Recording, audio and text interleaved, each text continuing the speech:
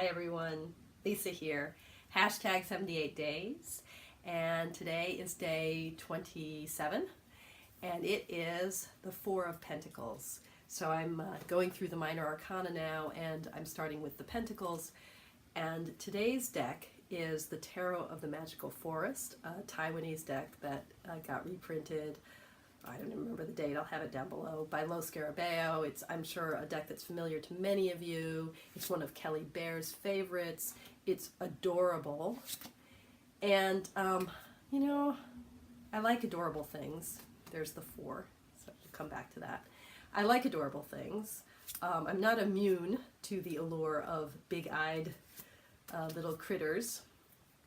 The Magical Forest uses a different critter for each, notice her eyes are closed, a different critter for each suit. So bunnies are for the cups, cats are the swords, frogs are the wands, and foxes are the critters in the suit of Pentacles.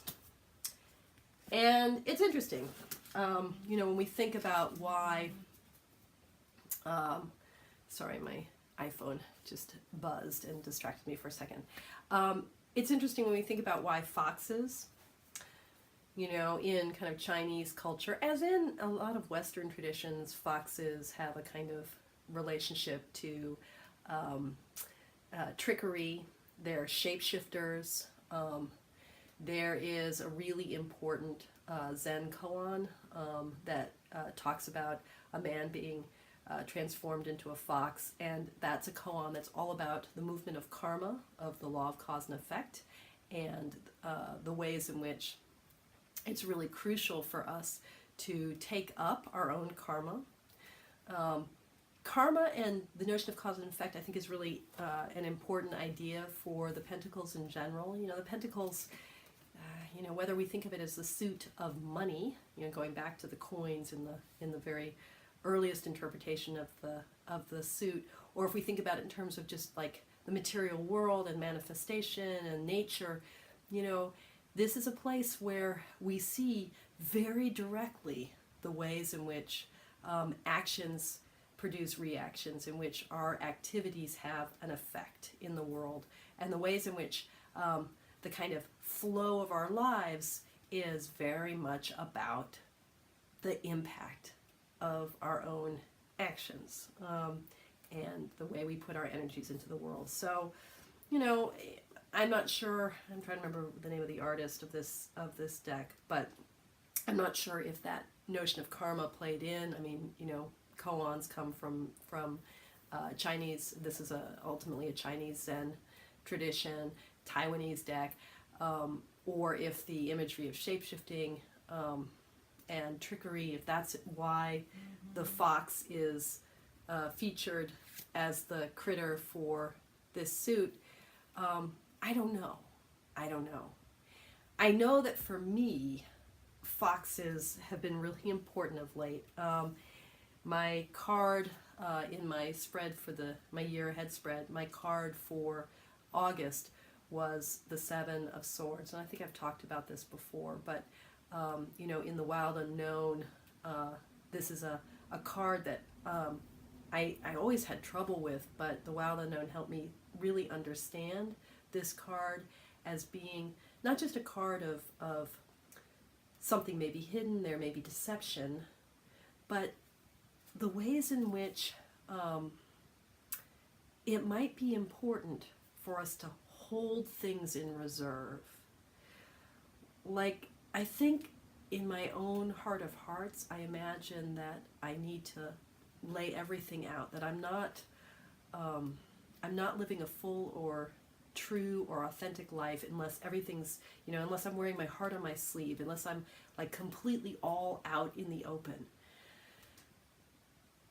But actually being a grown-up means that sometimes we need to hold things back, that sometimes a certain kind of restraint, a certain kind of not, as it were, laying all of our cards on the table, a certain willingness to keep things tucked away, to wait for a more timely moment, that actually is the most skillful approach.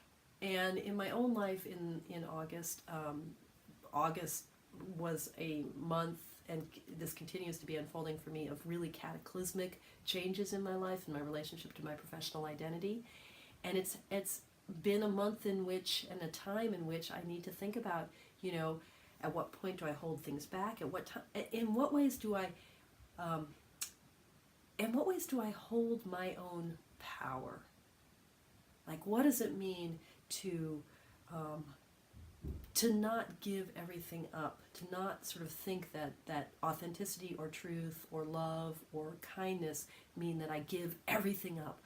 Sometimes, actually, the truly ethical and spiritually grounded approach to life is to hold things back and to keep one's power within.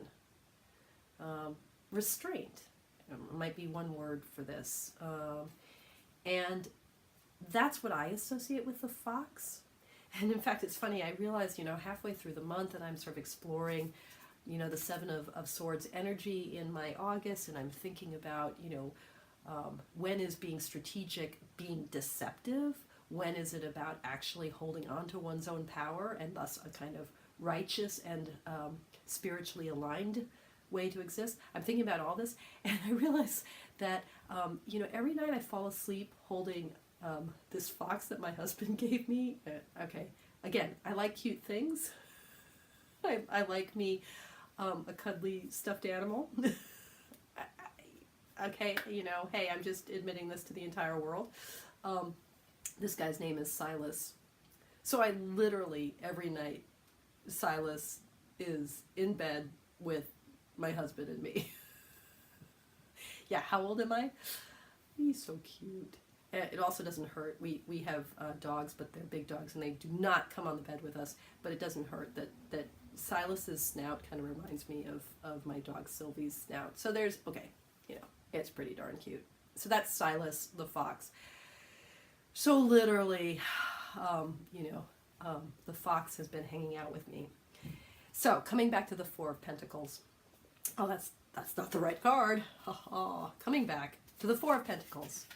So, you know, this is a card that in the Rider-Waite-Smith imagery, the sort of stability we associate with the four, and think back here to the stability of the Emperor, think about the kind of the cubic square foundation of the Chariot, you know, that to move forward there's this anchoring and grounding.